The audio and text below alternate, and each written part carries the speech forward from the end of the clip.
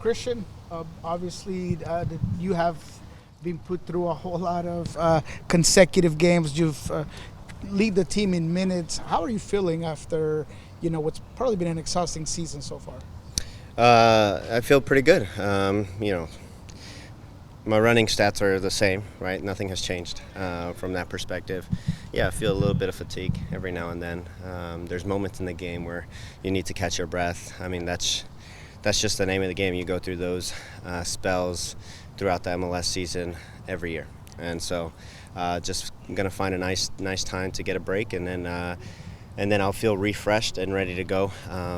This season you can cut it up into like thirds. It's like the first third, then it seems like second third around Leagues Cup, and then the third, which is probably the last 11 games of the season, and then you got playoffs, which is a whole nother season. And so just got to be prepared for all the games coming up, and find your rest when you can. We just heard the news that Joe Paulo's injury, it was not as severe as we once thought. And what are your reflections on the whole situation and having JP possibly back this season? Yeah, it's a huge relief, right? You just talked about how many minutes I've played, and having a guy like JP to be able to provide minutes when things. When I'm exhausted or there needs to be a sub in the 75th minute to end the game. I mean, JP is, he can be a starter on most teams, and so to have him, for the remainder of the season after, I don't know, six weeks is going to be very special for our group. It's a positive energy for him, relief for him, relief for our team. I'm sure for the front office as well. The other player with Jordan going through surgery, have you talked to him? How is he kind of holding up with such an unfortunate injury? Yeah, I think the year altogether has been very frustrating for him. Just a lot of injuries back to back. Can't seem to get into rhythm. And so what I hope this injury provides is a little bit of peace, right, in that sense. You're going to be out for a while, and so having a good mindset for that will be really important. But he's in good spirits. Surgery went well, and we hope that he comes back refreshed and just as motivated as he was before. And we're going to rely on guys like Danny, right? Other guys that are going to have to play up top at moments, and that's why you have a deep squad. I wanted to ask a little bit about Kalani. At one point, I think it might have been last year, where you talked a little bit about him reminding you of yourself when you came in. Well, how have you seen him kind of grow, or do you still see yourself in him a bit? Yeah, I think he's a little different now that he's playing a little bit more on the right. I mean, his energy is contagious, right? When you see him on the field, you have someone you can rely on. You have someone that motivates you, inspires you, just the way he plays. And so, yeah, I do see parts of me in him. I think he's a different player. He likes to dribble out of pressure just like myself, but he's a different player, playing in a different position. But he provides a lot of the same characteristics as me. It's just, he's not going to be the most gifted or special player on the field, but he's going to provide a whole lot of energy and make our team a whole lot better. He kind of seems like also just kind of fun. Jordan had mentioned one of the first times, him coming in to training, I guess, in a t-shirt, pouring rain in a situation. Like, what's he like off the field? His personality?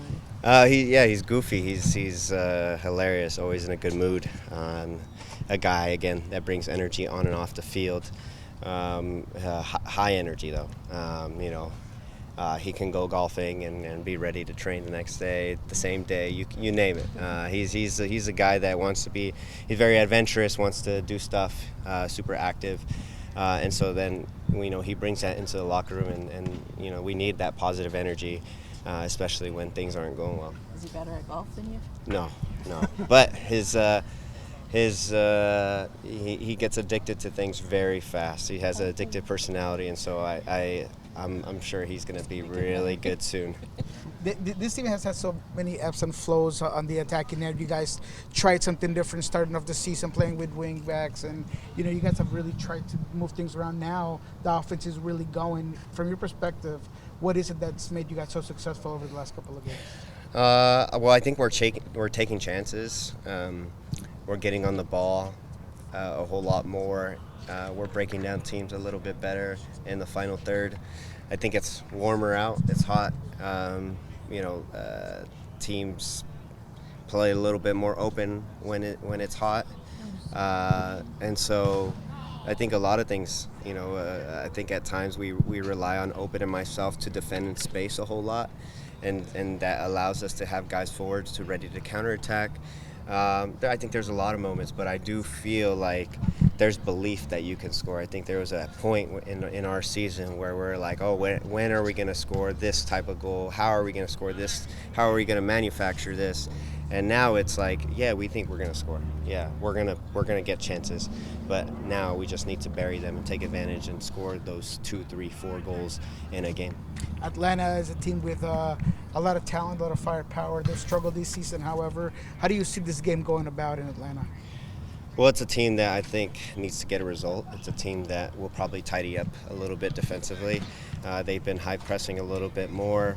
And then for our, because they've been conceding a whole lot of goals. And then for us, it's about, scoring those goals, taking advantage of that. But this is a team that is very good in the attack, and so we have to be very strong and compact with our lines and be ready for transition, because this is a team that plays pretty. But I think if we play tough and there's moments in the game that we can open it up, I think we'll be in a good spot. With the go ahead, sorry. No, just offshoot. Cristian, your parents always support you a lot. Your parents always have their shirts saying Papa Roldan, Mama Roldan. When are you going to upgrade them and give them like Abuela and Abuelo Roldan for them to come to the matches? My mom will probably listen to this interview today, so I have to. I think I have to do it probably with the retro jersey as well. I think that jersey is really clean, and to have Papito and Mamita, Grammy and Papa for my wife's side as well, I think it will be important moving forward. The FIFA, or where do you guys stand as far as the FIFA Club World Cup money distribution now that that tournament is over? Has that been readdressed at all? Yeah, it's sorted. It's not what I think the players wanted. It's not the way we wanted it to be sorted out. You can't wait to negotiate when our game's already being played. That's just sloppiness from our league, from a general perspective. You need to negotiate before the Club World Cup, because then anything can happen. You can lose all games like we did. You can also get out of a group and make some money, but understanding that how much money we're going to make based on how our results were is just a big no-no in negotiations. And so, Cristian, where did the communication fail? Because Stefan Fry was in that exact same spot in March saying we need to resolve this, and then it got all the way to the start of the Club World Cup and there was no resolution, and it seems like the ownership group that they were surprised when you guys made a protest. So it seems like some communication was not happening as it should. Where do you see from your side that the communication got broken? It was a lack of address from the league. They didn't want to commit numbers, right?